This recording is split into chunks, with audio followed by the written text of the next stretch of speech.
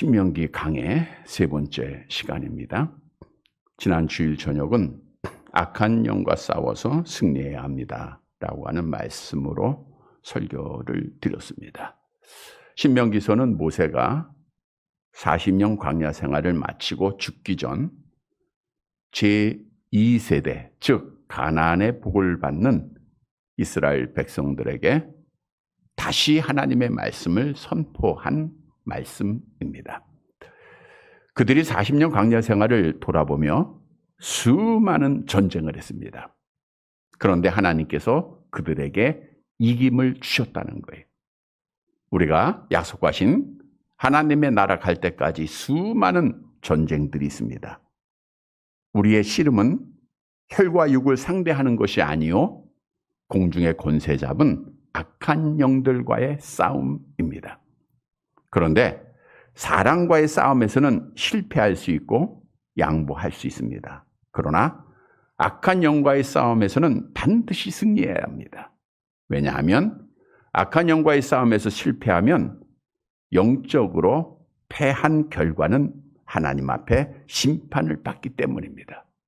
따라서 어떤 어려움이 있고 어떤 시험이 있어도 반드시 악한 영과의 전쟁에서 승리를 해야 돼요. 그러면 악한 영과의 전쟁에서 승리하기 위해서는 어떻게 해야 되는가? 먼저는 전쟁은 여호와 하나님 앞에 속한 것임을 알고 하나님께서 나와 함께 하심을 믿어야 돼요. 다윗이 골리앗을 향하여 나아갈 때 나는 만군의 여호와 하나님의 이름으로 너희에게 나아간다 라고 말씀한 것처럼 우리는 여호와 하나님이 나와 함께 하심을 믿고 그의 이름을 가지고 나아가서 승리해야 됩니다. 또한 우리가 승리하기 위해서는 하나님의 말씀을 가지고 있어야 돼요.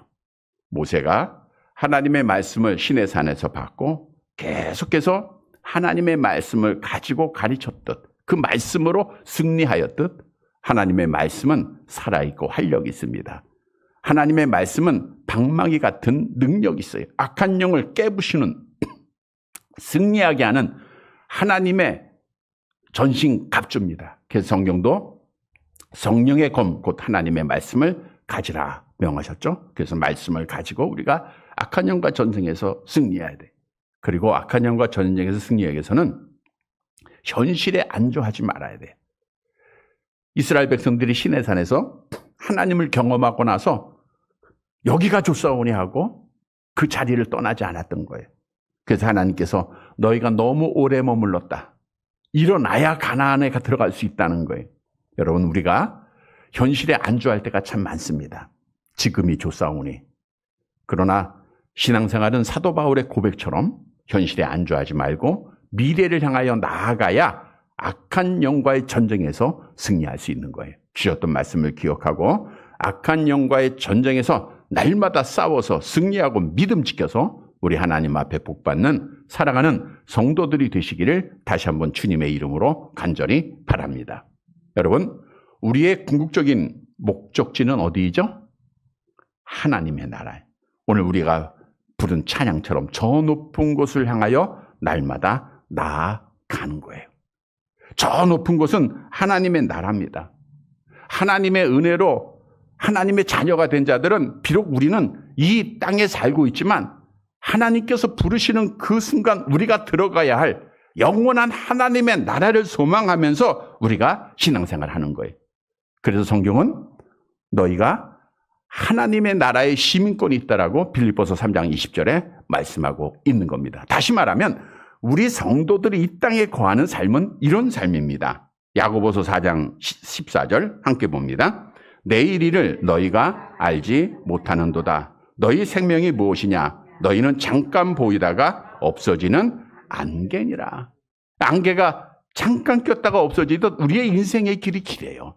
성경에 보면 강건하면 70이요 80이라 하셨는데 지금은 의술의 발달로 또 하나님의 은혜로 우리가 오래 살기도 하지만 결국은 우리의 삶을 뒤돌아보면 정말 안개와 같습니다.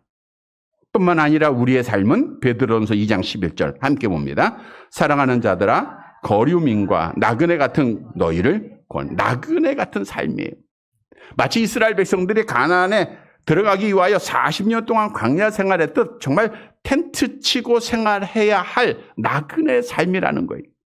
물론 하나님을 알지 못하고 천국을 소망하지 못하는 자들은 이 땅의 것이 영원한 것으로 착각을 해요. 그래서 이 땅에 든든하게 집을 짓고 땅의 것 살아가고 땅의 것을 위하여 생활을 합니다. 그러나 하나님의 나라에 소망을 둔 자들, 예수를 믿고 구원받은 자들의 목적지는 궁극적으로 하나님의 나라. 따라서 우리는 이 땅의 삶을 나그네의 삶, 안개 같은 삶임을 알아야 돼요. 그런데 중요한 것은 우리가 소망하는 목적지 천국까지 이를 때 그냥 가는 게 아니에요. 엘리베이터를 타면 우리가 6층을 누르면 우리가 6층까지 바로 올라오잖아요. 우리가 천국 눌렀다고 해서 그냥 가는 게 아니라 천국 갈 때까지 수많은 어려움들이 있다는 거예요. 왜냐하면 악한 영은 지난주에도 말씀드린 대로 우리가 가는 길마다 장애물을 놓고 또한 여러 가지 시험과 환난을 놓습니다. 영적으로 시험하고 마음의 괴로움과 마음의 고통과 마음의 걱정과 근심을 줄 뿐 아니라 육신적으로도 병을 줍니다. 넘어지게 합니다. 실패하게 합니다. 그래서 어떻게 하든지 천국까지 못하도록 수단 방법을 가리지 않고 있다는 거예요. 그래서 우리는 나그네와 안개와 같은 삶에서 우리는 하나님의 나라를 정말 소망하면서 믿음을 지켜야 돼요. 오늘 본문의 말씀은 모세를 통해서 천국의 복을 받기까지입니다. 우리가 천국의 복을 받기까지 어떻게 해야 할 것인가에 대한 답을 주고 있어요. 따라서 오늘 말씀을 통해서 우리는 천국에 이르는 약속된 복을 받은 자들로서 이렇게 신앙생활에서 우리가 천국의 복을 받는 사랑하는 성도들이 되시기를 간절히 바랍니다. 첫째로 천국의 복을 받기 위해서는 짐을 서로 나누어 줘야 돼. 천국 갈 때까지 짐을 홀로 질 수는 없다는 거예요. 같이 나누어져서 가야 됩니다. 본문 9절 말씀 보도록 할게요. 9절 함께 봅니다. 그때에 내가 너희에게 말하여 이르기를 나는 홀로 너희의 짐을 질 수 없도다. 지금 모세가 이스라엘 백성들에게 하나님의 말씀을 가르치면서 이제 40년 동안 광야 생활에 있었던 일들을 말씀해주고 있는 거예요. 그때라고 하는 것은 이스라엘 백성들이 크게 늘어나고 모세 혼자서 백성을 지도하고 재판하고 있을 때입니다. 모세가 짐을 질 수 없도다라는 것은 책임을 홀로 질 수 없도다라는 거예요. 모세가 가지고 있는 책임은 궁극적으로 이스라엘 백성들을 가나안으로 인도해야 돼요. 사실 수백만 명이나 되는 그 모든 사람들을 홀로 그들을 인도한다는 거 쉽지가 않은 거예요. 뿐만 아니라 가다 보면 여러 가지 재판들이 생겨요. 그러니까 재판도 해야 돼. 또 영적으로 그들에게 또 가르쳐줘야 돼. 이 모든 일들을 홀로 감당할 수 없다는 거예요. 그래서 오늘 본문에 보니까 나는 홀로 너희의 짐을 감당할 수 없도다. 이 말씀은 출애굽기서 18장에 근거를 하고 있어요. 모세가 애굽에서 구원받은 후 이제 장인 이드로를 만나는 사건입니다. 장인 이드로와 모세와 만나서 모세가 우리 하나님께서 이렇게 역사했습니다라고 증언할 때 이드로가 하나님을 또 찬양하고 그리고 모세의 광경을 보니까 아침부터 저녁까지 재판만 하고 있는 거예요. 그리고 많은 백성들이 그 재판받기 위해서 줄 서서 기다리고 있는 거예요. 그래서 모세의 장인이 모세에게 이렇게 묻습니다. 우리 출애굽기 18장 14절 함께 봅니다. 모세의 장인이 모세가 백성에게 행하는 모든 일을 보고 이르되 내가 이 백성에게 행하는 이 일이 어찌 됨이냐? 어찌하여 내가 홀로 앉아있고 백성은 아침부터 저녁까지 내 곁에서 야 이게 어떤 일이야? 너는 재판만 하고 백성들 아침부터 저녁까지 서 있고 그래서 모세가 장인에게 내가 하나님의 지도자로 부름을 받고 백성들이 나한테 하나님의 뜻을 물으러 오기에 내가 계속해서 하나님의 법으로 재판을 하고 있습니다라고 대답을 해요. 그 말을 듣고 장인이 이렇게 이야기하죠. 내가 하는 것이 옳지 않다. 이게 틀렸다라는 것이 아니라 그것이 그 방법이 너무너무 힘들다라고 하는 거예요. 지혜롭지 못하다라고 하는 거예요. 그래서 장인 이드로가 모세에게 이렇게 권면을 합니다. 출애굽기 18장 21절, 22절 함께 봅니다. 너는 또 온 백성 가운데서 능력 있는 사람들, 곧 하나님을 두려워하며 진실하며 불의한 이익을 미워하는 자를 살펴서 백성 위에 세워 천부장과 백부장과 50부장과 10부장을 삼아 그들이 때를 따라 백성을 재판하게 하라. 큰 일은 모두 내게 가져갈 것이요 작은 일은 모두 그들이 스스로 재판할 것이니 그리하면 그들이 너와 함께 담당할 것인즉 일이 내게 쉬우니라 그랬어요. 오늘 본문에 보면 홀로 너희의 짐을 질 수 없도다라고 하는 답이 이드로를 통해서 나온 거예요. 너 혼자 그 일을 감당할 수 없잖아. 그러니까 10부장과 50부장과 10부장이라는 것은 10명의 부하고 50부장은 50명의 사람을 다스리는 거, 100부장은 100명의 사람을 다스리고 1000부장은 1000명의 사람을 다스리는 거죠.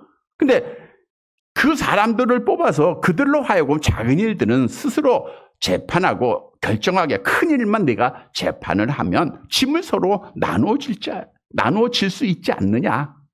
그래야 너도 살고 백성들도 사는 게 아니냐라고 권면을 해요.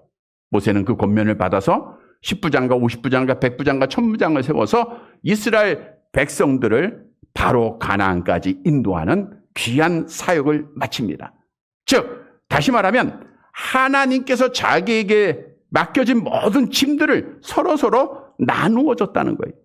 짐을 나누어 줬기에 그 짐이 이제 50부장과 100부장과 10부장과 1000부장을 통해서 서로서로 나누어 짐으로 그들이 가나안 땅에 이를 수 있었다는 거예요. 그래서 성경도 우리에게 짐은 나누어질 것을 우리에게 명하고 있죠. 갈라디아서 6장 2절입니다. 함께 봅니다.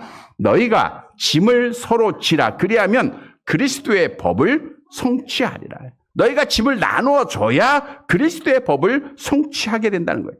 여기서 서로 지라는 것은 무거운 짐을 홀로 지고 가다가 지쳐서 넘어지고 낙오하지 않고 천국까지 같이 오라 그 뜻입니다. 여러분, 교회는 하나의 공동체입니다. 우리가 전전주일에도 하나님께서 무형교회들을 불러서 유형교회를 통하여 하나의 공동체를 만들게 하셨고 무형교회는 전 세계적으로 하나의 공동체가 된다라고 말씀을 드렸어요. 근데 이 공동체들이 서로 협력하고 보완하는 겁니다. 다 머리가 될 수 없고 다 팔다리가 될 수 없어요. 각각 있는 부분들이 다릅니다. 그것이 서로서로 협력하고 짐을 나누어 줘야 되는 거예요. 우리가 우리의 몸을 보더라도 각각 하는 지체마다 일들이 다르고 사명이 달라요. 교회 안에도 마찬가지입니다. 그런데 오늘날 교회 안에는 나만 천국 가면 된다. 나만 똑똑하면 된다. 이런 사람들이 점점 많아지고 있다는 거예요. 여러분, 천국은 홀로 가는 게 아니라 같이 가는 거예요. 온 문지체가 다 함께 협력함으로 다 함께 서로서로 짐을 나누어짐으로 같이 가는 곳이 천국입니다. 말씀드린 대로 나 혼자 천국 갈 거다 하는 자들은 결코 가지 못합니다.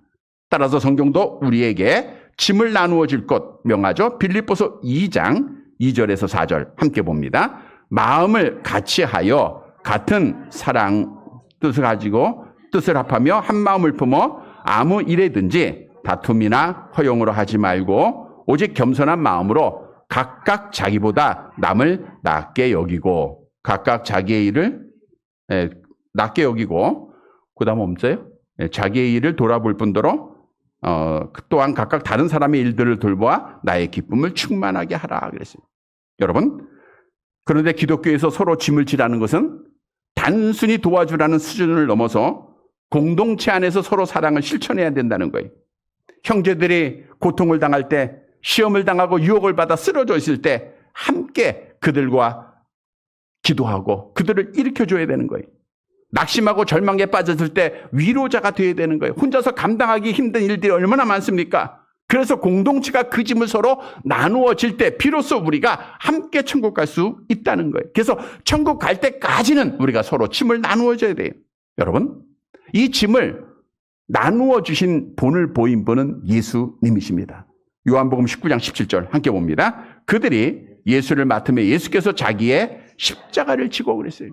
우리가 죄의 짐을 가지고 그 죄의 짐으로 인하여서 영원한 사망을 받아야 하는데 우리 예수님께서 우리의 짐을 친히 담당하시고 나누어 주시고 우리를 구원해 주셨어요. 따라서 그 은혜로 구원받은 자들은 서로 협력자가 돼야 돼요. 서로 짐을 나누어줘야 됩니다. 여러분, 아무리 똑똑한 사람이라 할지라도, 아무리 힘을 많이 가진 자라 할지라도 나라를 홀로 다스릴 수는 없어요. 앞에 참모진들을 세우고 장관들을 세우고 짐을 서로 나누어지는 거예요. 이스라엘 백성들이 블레셋과 전쟁을 하게 됩니다. 하나님의 법궤까지 빼앗겼어요.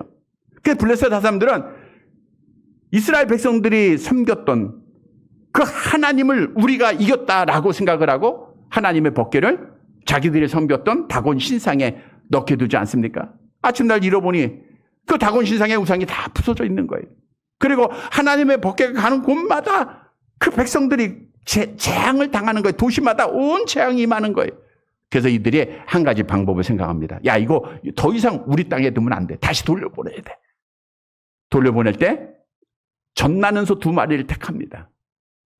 그리고 수레를 메워보지 못한 이 소에게 수레를 메워서 벳세메스로 보내게 돼요. 그리고 한 가지를 이런 가정을 그들이 세웠죠. 만일 이 소가 벳세메스 길로 바로 행하면 우리가 당한 재앙이 하나님께로부터 온 것이고, 이 소가 좌우로 치우치거나 바로 가지 아니하면 우리가 당한 재앙은 우연히 당한 것이다 라고 하는 법을 세웁니다. 사실 이것은 불가능한 일이에요. 한 번도 멍에를 메어보지 못한 그 소들이 어떻게 2마리가 하나가 돼서 그 바른 길을 갈 수 있겠습니까? 그러나 하나님의 은혜로 하나님의 일을 맡았기에 그들이 목적지까지 가기 위해서 그들은 어떻게 했습니까? 사무엘상 6장 12절 함께 봅니다. 암소가 벳세메스 길로 바로 행하여 대로로 가며 갈 때 울고 좌우로 치우치지 아니하였고, 블레셋 방백들은 벳세메스 경계선까지 따라 좌우로 치우치지 않고 바로 행했다는 거예요. 여러분, 소가 2마리는 다리가 8개예요. 이게 서로 협력하지 않으면, 서로 박자를 맞추지 않으면 하나님의 법궤는 쏟아지게 돼 있고 하나님의 일은 그릇되게 돼 있고 하나님의 영광은 가리우게 돼 있는 거예요. 그러나 이들은 서로 협력했다는 거예요. 왜? 하나님의 일을 맡았기 때문에. 왜? 하나님 앞에 벳세메스 목적지까지 바로 가야 하기 때문입니다. 모세가 아말렉과 전쟁할 때도 마찬가지예요. 모세는 아론과 훌을 데리고 기도하러 산에 올라가고 여호수아는 전쟁에 나갑니다. 모세의 팔이 피곤할 때 아론과 훌이 한 사람은 왼쪽에서 한 사람은 오른쪽에서 그의 기도의 팔이 내려오지 않도록 붙잡아 준 거예요. 서로 협력한 거예요. 그래서 이스라엘 백성들이 아말렉과의 전쟁에서 승리했다라고 성경은 우리에게 증언한다. 이것이 서로 협력해서 짐을 나누어 짐으로 승리한 거예요. 예수님께서도 하나님의 복음을 전할 때 2-3사람이 가야 할 것을 말하고 있고, 사도들도 전도 여행을 할 때 홀로 가지 않고 서로 협력했다라고 성경은 우리에게 증언하고 있어요. 그래서 우리는 서로 협력하는 자들이 돼야 돼요. 짐을 나눠줘야 됩니다. 더 짐을 무겁게 해서는 안 돼요. 그러면 어떻게 서로 짐을 나누어 줄 수 있는가? 먼저는 무거운 짐진 자들을 위해서 기도를 해야 돼요. 기도해야 돼요. 야고보서 5장 15절 함께 봅니다. 믿음의 기도는 병든 자를 구원하리니 주께서 그를 일으키시리라 그랬잖아요. 여러분, 우리가 믿음으로 병든 자를 위해서 또 어려움을 당한 자들을 위해서 기도해야 됩니다. 그런데 하나님을 믿는다고 하는 사람들이, 여러분, 욥이 한순간에 어려움을 당할 때 욥의 3 친구들이 하나님 믿었어요? 안 믿었어요? 믿었죠. 근데 와서 어떻게 했어요? 더 무거운 짐만 쥐어진 거예요. 야, 내가 얼마나 잘못 살았으면, 내가 얼마나 하나님의 말씀대로 살지 않고 죄를 범했으면 이렇게 어려움을 겪고 있느냐 라고 회개하라 말할 때 욥의 마음은 찢어질도록 더 많은 고통에 휩싸이게 된 거예요. 사실 욥이 육체적인 고통도 당했지만 그 영적으로 형제들이라고 하는 자들로부터 더 많은 괴로움을 당한 거예요. 우리 김홍순 권사님이 그런 이야기 하더라고요. 믿지 않는 자 친구들이 이렇게 아픔을 당하고 나니까 어떤 분은 교회에 나가서 기도하고 있대요. 교회에 나가서 기도하고 있답니다. 근데 교회에서 귀한 직분을 받았다고 하는 친구는 전화 와서 똑같이 욥의 3 친구처럼 똑같이 무거운 짐을 지게 하는 거예요. 여러분, 우리는 서로의 짐을 나누어진다고 하는 것은 서로를 판단하고 정죄하는 것이 아니라 그 사람을 위해서 정말 눈물로 기도해 줘야 되는 거예요. 우리가 서로 지체된 자들은 그 사람, 그 병을 위해서, 그 짐을 위해서 우리가 같이 기도하고 있는 거예요.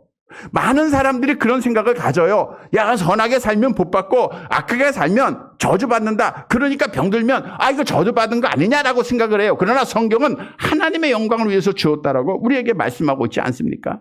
그래서 우리는 항상 하나님 앞에 겸손하게 그를 위하여 기도하고 짐을 나누어 줘야 됩니다. 또한 서로 짐을 진다는 것은 정죄하지 말고 용서하는 자가 돼야 돼요. 우리가 성경에 보니까 우리는 1만 달란트나 되는 죄를 용서받았다라고 말씀하고 있어요. 이것이 오늘날 돈으로 가치로 생각을 하면 약 12조가 돼요. 100데나리온은 12억 얼마 안 되는 돈입니다. 12조로 생각하면. 우리는 정말 돈으로 환산할 수 없는 수많은 죄를 다 용서받은 자들이에요. 짐을 나누어지는 것은 다른 사람을 판단하는 게 아니에요. 다른 사람을 정죄하는 거 아니고 다른 사람을 용서하는 겁니다. 여러분, 우리는 하나님 앞에 우리의 모든 과거, 현재, 미래의 죄를 다 용서받은 자들이에요. 그래서 성경도 형제가 잘못할 수 있어요. 실수할 수 있습니다. 말 잘못할 수 있어요. 그러나 그것을 우리가 미워하고 용서하지 않으면 내가 손해예요. 그래서 성경은 이런 말씀을 하죠. 마태복음 18장 35절 함께 봅니다. 너희가 각각 마음으로부터 형제를 용서하지 아니하면 나의 하늘 아버지께서도 너희에게 이와 같이 하시리라 그랬잖아요. 우리가 하나 돼서 다 함께 천국 가고 짐을 나누어지는 것은 용서가 있어야 되는 거예요. 이런 성도들이 되시기를 축복합니다. 그리고 서로 짐을 지기 위해서는 물질과 시간으로 도와야 돼요. 어려운 자들을 말로만 해서는 않고 사랑은 실천입니다. 성경은 말씀하잖아요. 야고보서 2장 15절 16절 함께 봅니다. 만일 형제나 자매가 헐벗고 일용할 양식이 없는데 너희 중에 누구든지 그에게 이르되 평안히 가라, 덥게 하라, 배부르게 하라 하며 그 몸에 쓸 것을 주지 아니하면 무슨 유익이 있으리요. 강도 만난 사람을 보고 야, 안 됐다. 왜 이렇게 고통을 왜 피 흘리고 있느냐? 왜 이렇게 됐어? 라고 말만 하면 무슨 유익이 있겠느냐는 거예요.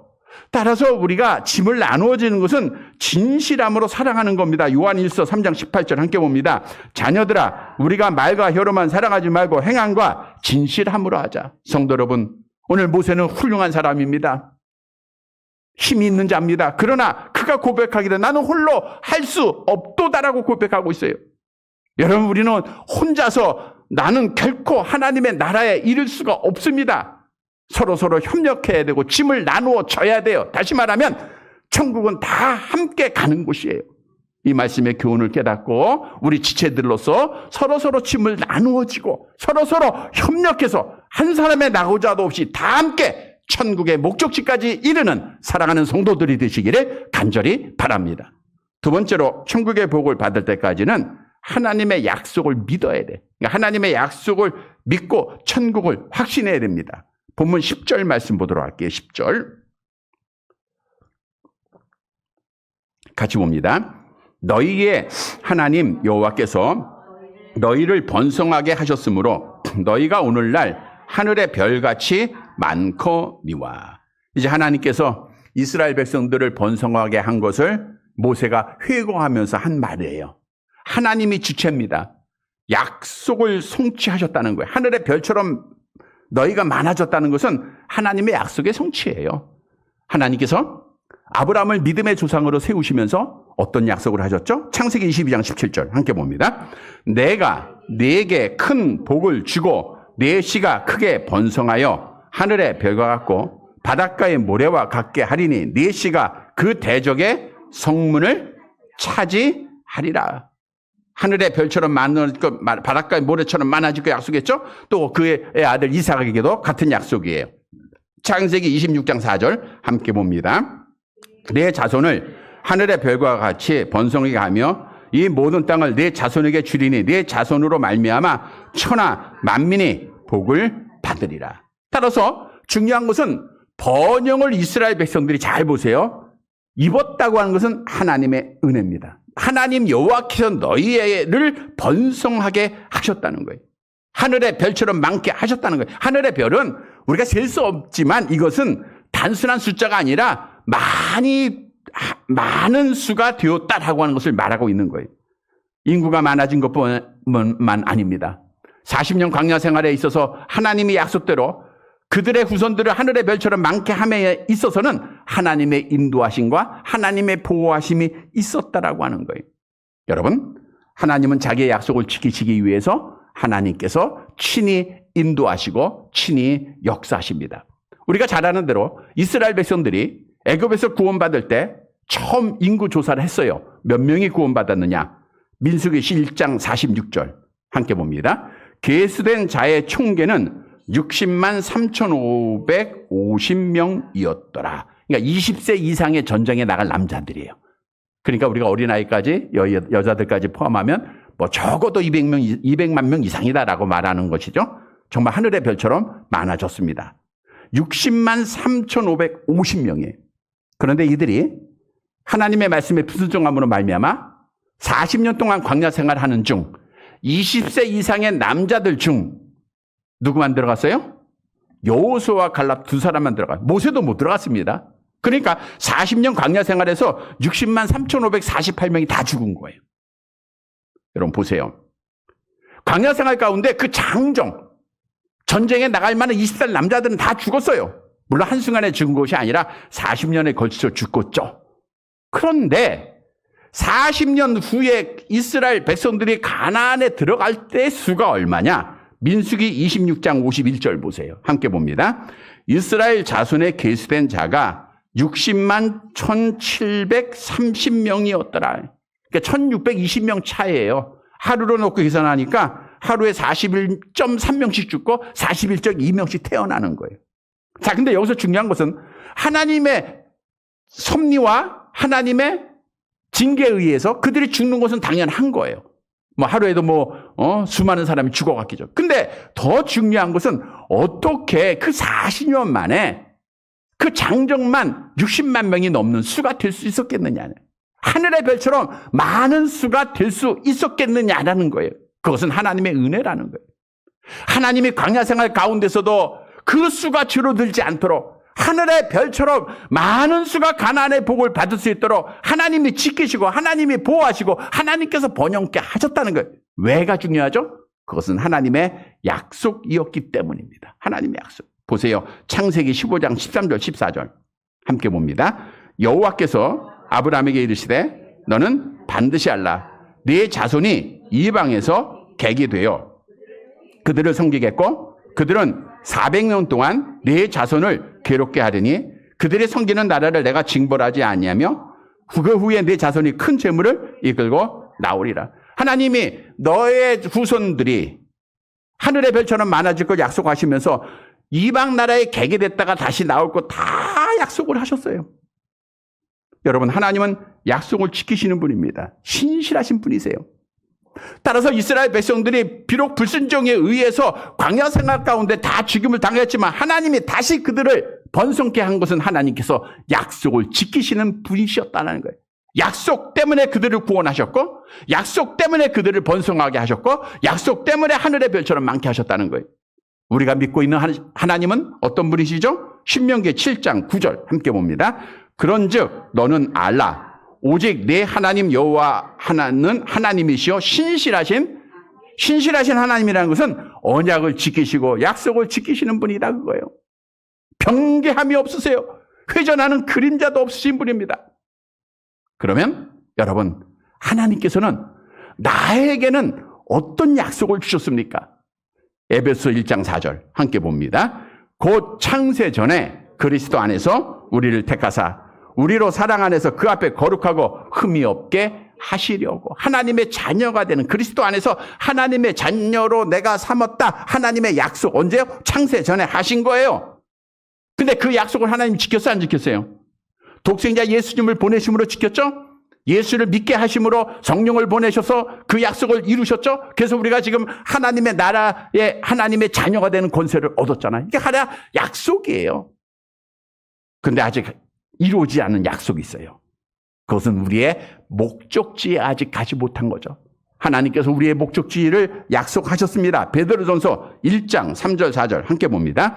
우리를 거듭나게 하사 산 소망이 있게 하시며 썩지 않고 더럽지 않고 쇠하지 아니하는 유업을 있게 하시나니 곧 너희를 위하여 하늘에 간직하신 것이라. 여러분, 이스라엘 백성들이 애굽에서 그 고난 가운데서도 인내할 수 있는 것은 뭘 바라봤어요? 약속을 바라본 거예요. 하나님 약속 지키는 신실한 분이시다. 약속에 의해서 구원 받았어요. 자, 이제 광야의 생활에서 다 죽습니다. 그래도 이스라엘 백성들은 하늘의 별처럼 많아지게 하겠다고 하는 약속을 바라보았기에 그들이 하나님 앞에 은혜를 받은 거예요. 다시 바꿔 얘기하면 하나님은 약속을 지키셔서 하늘의 별처럼 많은 백성이 가나안에 들어가는 복을 받게 하셨다는 거예요. 이 말씀은 영적으로 우리에게 약속을 지키셨고 우리에게 주실 약속, 즉 하나님의 나라 천국을 반드시 우리에게 주신다는 거예요. 그래서 우리가 하나님의 자녀들은 천국에 대한 확신을 가져야 돼요. 여러분, 천국 갈 자들은 천국을 봐야 됩니다. 날마다 우리는 비록 이 땅에 살고 있지만 하나님의 나라에서 하나님과 함께 영원히 거할 그 복을 상상하면서 생각하면서 생활하는 거예요. 이 땅에 속한 자는 땅의 것 자랑합니다. 땅의 것 사랑합니다. 여러분, 이 땅의 것은 육신의 정욕과 안목의 정욕과 이생의 자랑에서 나온 거, 하나님께로부터 나온 게 아니에요. 그래서 우리는 하나님의 나라를 바라볼 때 믿음을 지키는 거예요. 그래서 하나님의 은혜로 약속대로 천국에 이르게 된다는 거예요. 성경도 약속하고 있죠. 말라기 3장 6절 함께 봅니다. 나 여호와는 변하지 아니하나니 그러므로 야곱의 자손들아 너희가 소멸되지 아니하느니라. 말씀대로 믿으시기를 바랍니다. 성도 여러분, 하나님의 약속을 지킨 분이에요. 우리를 천국으로 인도하실 분입니다. 그래서 우리는 천국 바라보면서 약속을 지키신 하나님을 신앙하면서 마지막까지 믿음을 지키는 사랑하는 성도들이 되시기를 간절히 바랍니다. 세 번째로, 천국의 복을 받을 때까지는 하나님으로부터 복을 받아야 돼. 그러니까 천국의 복은 내가 노력해서 가는 게 아니라 하나님이 주시는 거예요. 본문 11절 말씀 보도록 할게요. 같이 봅니다. 너희 조상의 하나님 여호와께서 너희를 현재보다 1000배나 많게 하시며 너희에게 허락하신 것과 같이 너희에게 복 주시기를 원하나. 너희 조상의 하나님 여호와께서 아브라함과 이삭과 야곱의 하나님이 1000배는 뭐 정확한 숫자가 아니라 매우 크고 넘치는 복을 의미하고 있고, 영적으로는 우리가 하나님께서 약속하신 하나님의 나라에 들어가는 복입니다. 너희에게 허락하신 것 같이 너희에게 복 주시기를 원한다 그랬어요. 그러니까 모세가 마지막 죽기 전에 지금 신명기서를 남기고 있는 거거든요. 하나님이 너희에게 복 주시기를 원하노라. 여러분, 여기서 우리가 중요한 것은 여러 번 말씀드렸던 축복과 강복의 차이를 알아야 돼요. 축복이라는 말은 뭐예요? 복을 빈다라는 거예요. 그래서 우리가 많은 목사님들이 또 많은 성도들이 하나님 나에게 축복해 주세요. 예수님 나에게 축복해 주세요. 이거 다 틀린 말이에요. 왜냐하면 하나님이 축복하셨다는 것은 하나님이 누구한테 복을 빌었다는 거예요. 그러면 우상숭배입니다. 하나님은 강복자예요. 복을 주시는 분이에요. 그래서 하나님 나에게 복 내려주시고, 하나님 저 권사님에게 복을 주세요. 축복하세요가 아니고 복을 주세요. 그렇게 말을 해야 돼요. 성경도 말하잖아요. 창세기 12장 3절 함께 봅니다. 너를 축복하는 자에게는 내가 축복하고 아니죠. 복을 내리고. 기속 시작. 너를 저주하는 자에게 내가 저주하리니 땅의 모든 족속이 너로 말미암아 복을 얻을 것이니라 하니라. 내가 너를 축복하는 자에게는 내가 복을 내리겠다. 우리 하나님은 강복자입니다. 자, 근데 중요한 것은 이 복은 내가 노력해서 차지하는 것이 아니라 하나님이 주시는 거예요. 그래서 우리가 새해 인사에도 뭐라 그래요? 복 많이 받으세요. 누가 줘야 되는 거예요. 신이 줘야 되는 겁니다. 여러분, 나에게 약속하신 가장 귀한 복, 하나님의 나라에 들어가는 그 복은 누가 줘야 되는 거예요? 하나님이 주시는 거예요. 하나님이. 그래서 우리는 천국 들어갈 때까지 이 복을 받아야 됩니다. 그러면 하나님께서는 누구에게 이 복을 주시는가? 두 가지가 있어요. 하나는 하나님의 말씀에 순종하는 자에게 주십니다. 신명기 28장 2절 3절 함께 봅니다.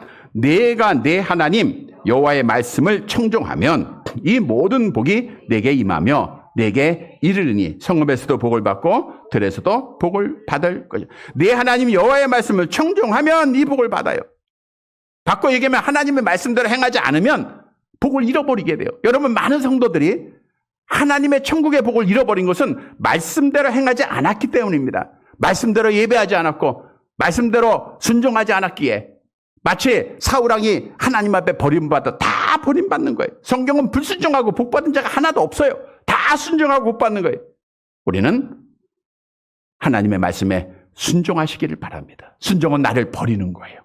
내 생각과 경험, 내 모든 능력을 다 버리고 하나님 제일 중심적으로 생각하고 하나님의 말씀에 순종하는 거예요. 이런 성도들이 돼야 돼요. 그리고 우상 숭배하지 말아야 됩니다. 가나안의 복을 받아서 번영을 이루었던 이스라엘 백성들이 북쪽은 아수르에 의해서 남쪽은 바벨론에 의해서 멸망받은 이유가 뭡니까? 한 가지 이유예요. 열왕기상 9장 9절 함께 봅니다. 그들의 조상들을 애굽 땅에서 인도하여 내신 그들의 하나님 여호와를 버리고 다른 신을 따라서 그를 경배하며 섬김으로 여호와께서 이 모든 재앙을 그들에게 내리심이라 하리라 하셨더라. 우상 숭배 때문에 하나님 앞에 버림받은 거예요. 여러분, 하나님이 가장 싫어하는 죄악 제1계명 너는 나 외에 다른 신을 내게 두지 말라는 거예요. 근데 우상이라고 하는 것은 우리가 형체를 보고 그 앞에 가서 절하는 것뿐 아니라 하나님보다 더 사랑하는 것, 탐심을 말하고 있어요. 골로새서 3장 5절 함께 봅니다. 땅에 있는 지체를 죽이라. 곧 음란과 부정과 사욕과 악한 정욕과 탐심은 우상 숭배니라.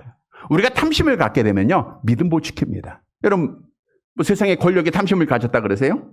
수단과 방법 가리지 않아요. 믿음이 어디 있습니까? 물질의 탐욕을 가졌다 그러세요? 여러분, 믿음 못 지킵니다. 어리석은 부자가 그 물질의 탐욕 때문에 주님의 말씀을 직접 듣고도 그가 하나님 앞에 구원받지 못했잖아요. 우리가 탐심은 우상숭배, 하나님보다 더 사랑하는 것이 있으면 안 돼요. 자식이 있어도 안 되고 물질이 있어도 안 되고 어떤 사람도 안 되고 어떤 형체도 안 되고 모든 것이 안 됩니다. 하나님만 제일로 사랑해야 믿음 지키고 천국에 들어간다, 그 뜻이에요. 성경도 탐심을 가진 자, 우상숭배자를 어떻게 말하고 있느냐. 빌립보서 3장 19절 내려가 봅니다. 그들의 마침은 멸망이라 그랬어요. 여러분, 오늘날도 많은 사람들이 돈을 사랑하기에 멸망에 이르는 자들이 너무나도 많습니다. 탐심 때문에 믿음 지키지 못하고 세상 것 때문에 하나님 버리고 교회를 떠나는 자들이 너무너무 많아요. 아간이라고 하는 사람이 탐심 때문에 아골골짜기에서 비참한 죽음을 당했어요. 아나니아 삽비라 부부가 탐심 때문에 그들이 한날 하나님 앞에 버림받고 말았다는 거예요. 성경은 이렇게 증언하고 있죠. 마태복음 6장 24절 함께 봅니다. 한 사람이 두 주인을 섬기지 못할 것이니 혹 이를 미워하고 저를 사랑하거나 혹 이를 중히 여기고 저를 경히 여김이라. 너희가 하나님과 재물을 겸하여 섬기지 못하느니라. 여러분, 내가 하나님을 사랑하느냐 세상을 사랑하느냐 하나밖에 없어요.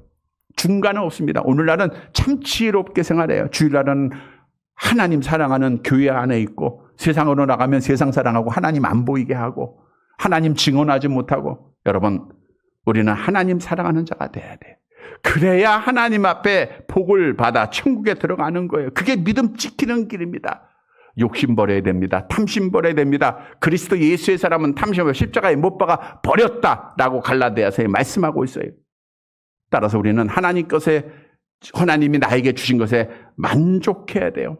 만족해야 됩니다. 디모데전서 6장 6절 8절 6절에서 8절 같이 봅니다. 그러나 자족하는 마음이 있으면 경건은 큰 이익이 되느니라. 우리가 세상에 아무것도 가지고 온 것이 없음에 또한 아무것도 가지고 가지 못하리니 우리가 먹을 것과 입을 것이 있은즉 족한 줄로 알 지금의 상황 누구보다도 나를 잘 아시는 하나님께서 주신 거예요. 우리가 탐심 가졌다가 하나님 앞에 믿음 지키지 못하고 저주받는 자가 아니라 만족하다가 하나님 사랑하다가 복받는 자가 돼야 돼요. 여러분, 성경은 분명히 말씀에 순종하고 우상 숭배하지 않고 하나님을 사랑하는 자에게 복을 약속합니다. 신명기 28장 14절 함께 봅니다. 내가 오늘 너희에게 명령하는 그 말씀을 떠나 좌로나 우로나 치우치지 아니하고 다른 신을 따라 섬기지 아니하면 이와 같으리라. 성도 여러분, 우리가 하나님의 나라 갈 때까지 믿음 지켜야 됩니다. 믿음 지키기 위해서는 하나님의 말씀에 순종해야 돼요. 세상의 어떤 것들보다도 하나님을 먼저 사랑해야 됩니다. 우리 예수님께서 말씀하잖아요. 너희가 나를 따르거든 너를 부인하고 날마다 제 십자가를 지고 나를 따르라 그랬어요. 이 땅에 있는 것들을 버린 자들은 영생을 얻지 못할 자가 없다라고 성경은 우리에게 분명히 약속하고 있어요. 성도 여러분, 하나님의 말씀에 순종하고 그리고 하나님을 제1로 사랑하는 믿음을 꼭 지켜서 마지막 약속대로 하나님의 나라에 들어가는 복을 받는 사랑하는 성도들이 되시기를 간절히 바랍니다. 말씀을 정리해 드립니다. 여러분, 우리는 천국 복 받을 때까지, 우리의 목적지에 도착할 때까지 어떤 일이 있어도 믿음을 지켜야 돼요. 악한 영과의 전쟁에서 승리해야 됩니다. 아파도 지켜야 되고요. 넘어져도 지켜야 되고요. 성공해도 지켜야 되고요. 가난해도 지켜야 되고요. 병들어도 지켜야 합니다. 어떤 일이 있어도 믿음 우리가 잃지 말아야 돼요. 왜요? 우리의 목적지는 이 땅이 아니에요. 하나님 나라입니다. 성도 여러분, 천국의 복을 받을 때까지 어떻게 해야 돼요? 첫째로는 짐을 서로 나누어 져야 돼요. 모세도 혼자 짐 안 졌어요. 나 할 수 없다고 서로 나누어지지 않았습니까? 하물며 우리가 서로 짐을 나누어줘야 되잖아요. 형제들이 아플 때 함께 기도해주고 용서를 실천하고 사랑을 실천하는 자들이 돼야 돼. 함께 가는 곳이에요. 그리고 하나님의 약속을 확신해야 됩니다. 여러분, 천국이 흐릿하게 보이면 안 돼요. 세상 것 겸해서 보여서 안 됩니다. 하나님께서 약속대로 나를 구원해 줬으면 약속대로 하나님께서 천국에 나를 반드시 인도할 것을 믿고 하나님의 나라만 보이면 되는 거예요. 하나님의 나라의 그 아름다움, 계시록 21장에 기록된 그 아름다움의 천국을 날마다 소망할 때 우리는 하나님 앞에 믿음 지키고 그 복 받는 거예요. 뿐만 아니라 천국은 나의 노력으로 내가 땀 흘려서 가는 곳이 아니라 하나님이 복을 주시는 곳이에요. 복으로 가는 거예요. 은혜로 가는 겁니다. 누구에게 주십니까? 순종하는 자에게 주시고 하나님을 먼저 사랑하는 자에게 주십니다. 사랑하는 성도 여러분, 오늘 주신 말씀을 꼭 기억하고 천국 복 받을 때까지 믿음 잘 지켜서 우리 하나님 앞에 약속대로 복받아 천국에서 영생하는 사랑하는 성도들이 되시기를 주님의 이름으로 간절히 바랍니다.